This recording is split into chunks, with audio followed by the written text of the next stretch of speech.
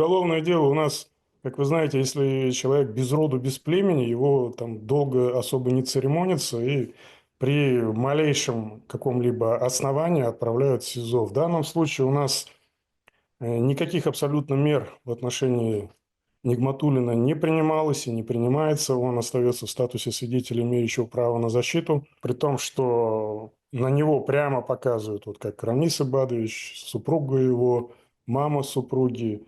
Более того, имеется ряд таких прямых доказательств о причастности к тому преступлению, в котором его, собственно, и обвиняет вот семья Рамиса Ибадовича.